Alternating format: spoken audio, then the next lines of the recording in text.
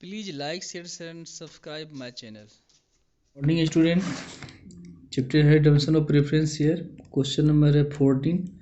Question को आप ध्यान से देखिए। यहाँ एक बैलेंस शीट दिया हुआ है और 12% प्रेफरेंस शेयर 100 ईच 15 लाख का प्रेफरेंस शेयर है। Statement of profit and loss 4 lakh है। सिक्योरिटी प्रीमियम रिजर्व 40,000 है। ये तीन चीज़ आपको मैंने बताया जो क्वेश्चन में दिया हुआ है। 12% प्रेफरेंस शेयर 15 लाख का, इक्विटी शेयर्स से भी कोई मतलब है नहीं आपको। प्रॉफिट एंड लॉस अकाउंट का बैलेंस है 4 लाख और ये प्रीमियम का रिजर्व है कितना 40,000 और ये एसिड साइड दिया हुआ है। क्वेश्चन कहता है कि 30 अप्रैल 15 को संचालक मंडल ने प्राधिकारी अंशों का 10% प्रीमियम पर शोधन करने का निश्चय किया। विनियोग लागत पर 25% हानि पर बेचे गए। इन्वेस्टमेंट कितना है यहाँ देखिए। इन्वेस्टमेंट है कितना, इन्वेस्टमेंट ये है 12 लाख, ठीक है ना।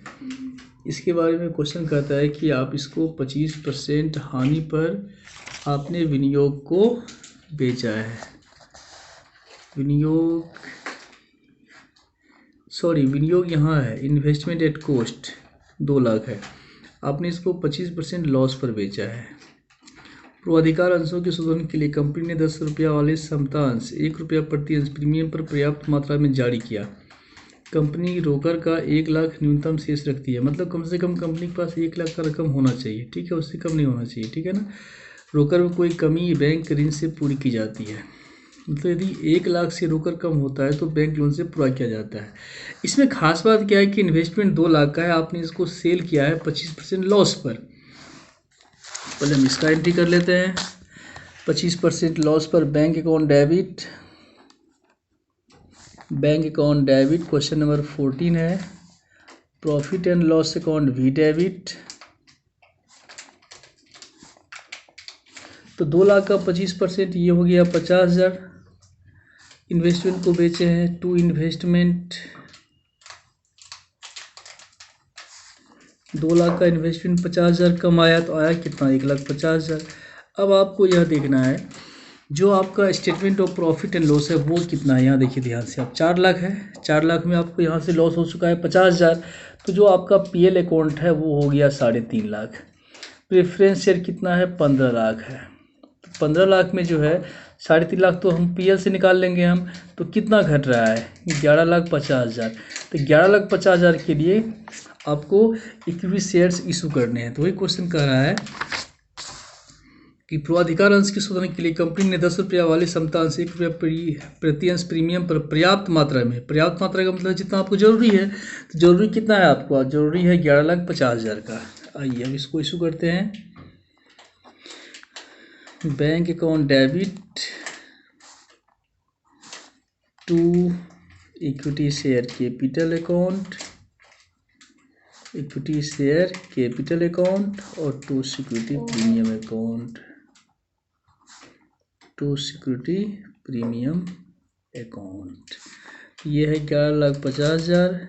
प्रीमियम कितना था 10 रुपये वाले समतांश 1 रुपया प्रति अंश प्रीमियम पर, तो इसको 10 से डिवाइड कर दो 11,50,000 को, तो 1 2 3, तो ये हो गया 1,21 ढाई सैकड़ा हज़ार 10,000 लाख 1,15,000। इसका जो है 10% निकालो, 10% ये हो जाएगा 1,15,000। इसको जोड़ने से ये हो जाता है 12,65,000, ठीक है। ये 2 एंट्री तो हो गया। आगे पेमेंट कैसे करना है, पूर्वाधिकार अंश का जो 10% प्रीमियम पर पेमेंट करना है, तो प्रेफरेंस शेयर है कितना 15 लाख है। आइए तो प्रीमियम कितना हो गया 15 लाख का 10% 15,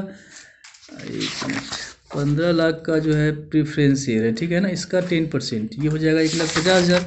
1,50,000 क्या करेंगे हम यहाँ से निकाल लेंगे, कहाँ से, एक तो यहाँ पर आपके पास प्रीमियम आ चुका है 1,15,000 और ये प्रीमियम पहले से है कितना 40,000, तो 1,45 तो 40 यहाँ और 15 यहाँ, तो 1,55 तो ऐसे हो गया। यहाँ से निकाल लो security premium account debit to premium on redemption of preference share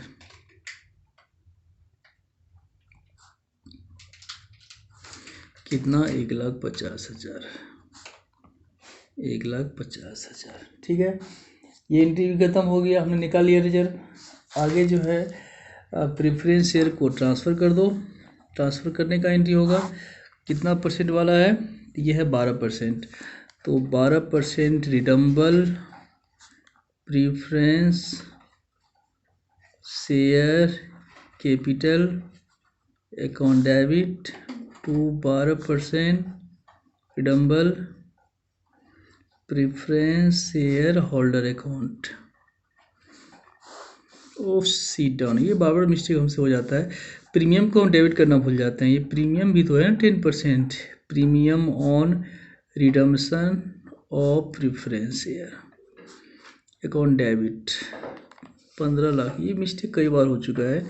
1,50,000 10%, कुल हो गया 16,50,000। आगे जो है पेमेंट कर दो, 12% redeemable preference share holders account debit to bank, कितना, ये 16,50,000, 16,50,000। आगे क्वेश्चन में बोल रहा है बैलेंस शीट, तो बैलेंस शीट बनाने के लिए आपको बैंक की आवश्यकता होगी। तो बैंक आपके पास पहले से कितना है वो देख लेते हैं।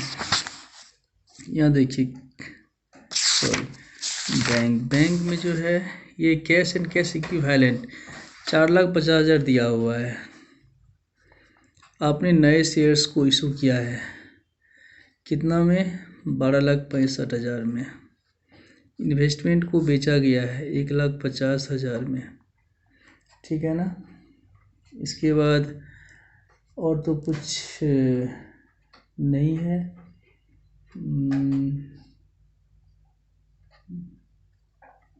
इन्वेस्टमेंट आ गया, ठीक है।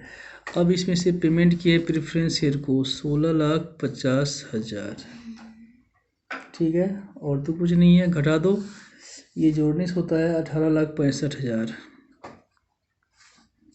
माइनस 16,50,000, घटाएंगे हम तो ये हो गया 2,15,000। आइए हम बनाते हैं बैलेंस शीट। तो बैलेंस शीट को, चलिए बैलेंस शीट बना लेते हैं।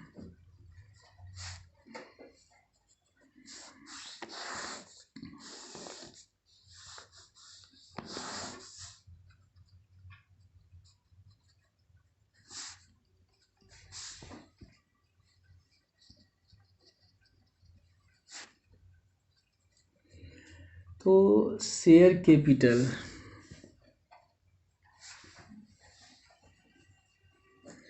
नया शेयर्स इशू हुआ है कितना, यहाँ देखिए 11,50,000 का।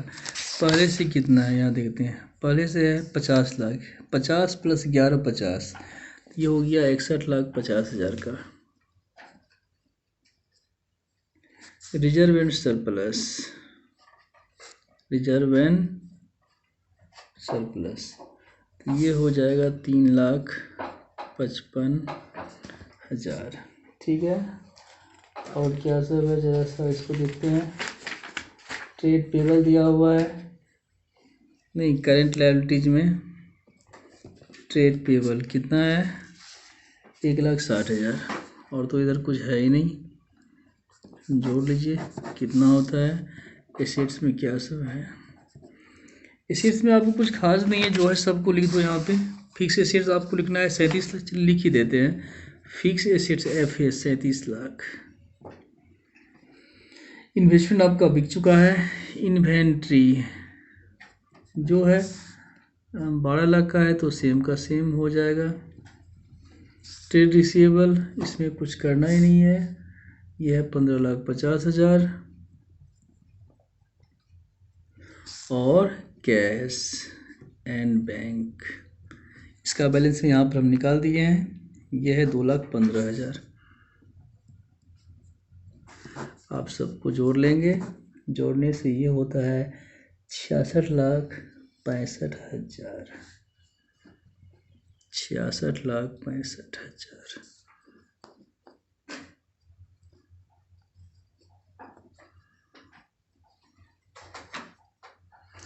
चलिए, तो ये था मेरा क्वेश्चन नंबर 14। उम्मीद करते हैं कि वीडियो पसंद आया होगा। यदि कोई कन्फ्यूजन रह गया हो तो आप हमें बेझिझक कमेंट कर सकते हैं। थैंक्स।